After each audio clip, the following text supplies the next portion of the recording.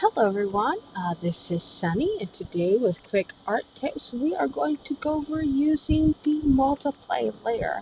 A lot of people do use the multiply layer for shading their artwork. It's a pretty good method, but a lot of times it is poorly implemented. So what I'm going to do here is I'm going to give you some tips on how to use the multiply layer effectively. Now I've already set up my grayscale gradients here, and I've set up some darker colors just to make it a little easier for you to see what I'm even talking about in the first place. And so we're going to go ahead and start here. Now the first thing you need to know is what exactly the multiply layer even does. And what we're going to cover is how to use it in such a way that it's going to bring life and depth into your work. Um, Basically, it changes the value of any given color that you put on here. So I'm going to go ahead and again, I've already selected kind of this mid-range, reddish, pink kind of thing going on here. And as you can see here, it goes from, around the original color that you picked, and it goes all the way up, to pretty dark. Now I'm going to go ahead and kind of show you here just real quickly. All right, so here we are at the base, and we're just going to kind of go up. Here you can see here how the value is changing, and here's actually our original color, which is pretty close. Now I've actually erased part of our image here, because normally when you go from white, it's actually slightly lighter than your original color, but I've erased it right here. So the thing is if you use the grayscale, what you need to know is that the white is going to be slightly less than your original color. If you want to avoid that, just erase part of the white, or don't use white at all.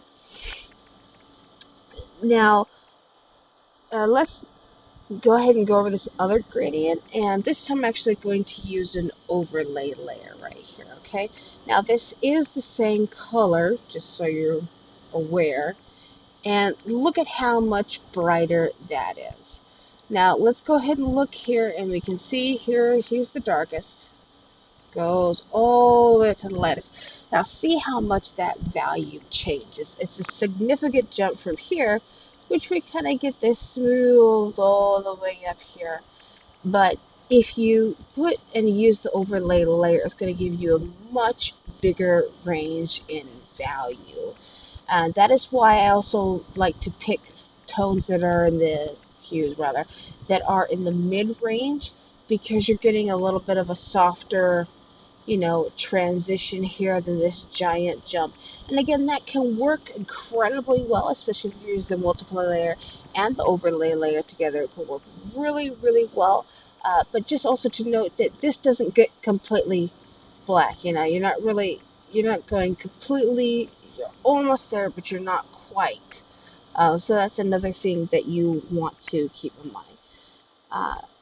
Now, how do we put this information into practice? And also, just before I do that real quick here, sorry about that, but this is just a sample to kind of show a little bit of a lighter color here, so that you can kind of see, hey, this is what happens when you pick, a lighter color, and again, this is the multiply, not overlay.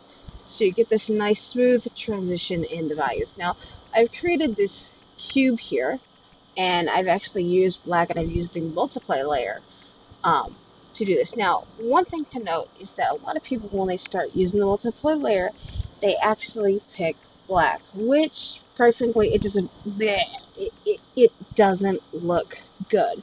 So how can we liven that up? Now, let me go ahead and show you here. Now, I picked, I believe, this layer here.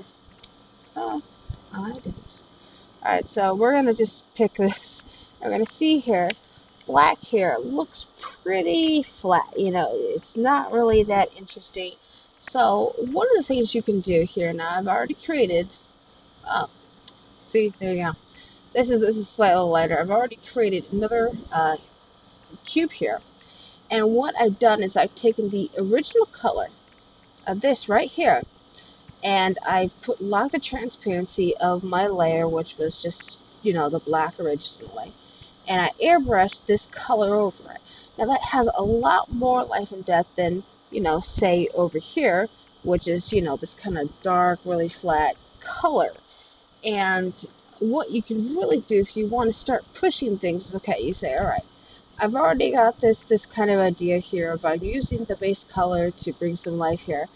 Well, on this image right here now, what I've done is that I've started to use a little bit of color theory, which I took these two colors and slightly began airbrushing over that color. And as you can see there's a lot more depth. And again, this is using the multiply layer. So again, the multiply layer is not just for using black, it's for using multiple colors. And I'll go ahead and show another example here. And as you can see here, I use kind of an orangish reddish color.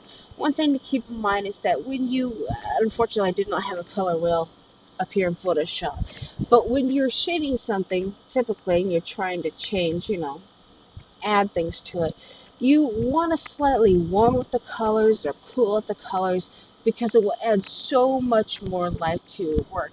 I mean, I could even go here and it may look a little weird, but I can change the color to green. I could change it to more reddish look. Notice how the difference, here it looks a little more melted. This looks, really hot. It's very, very vibrant. And here are just some other samples here that I've used.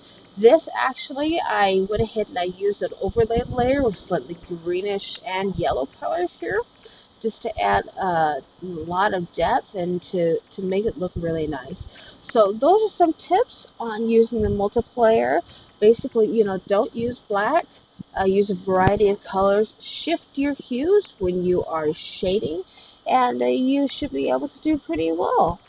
This is, again, just my personal way of doing things, and hopefully it's helped you.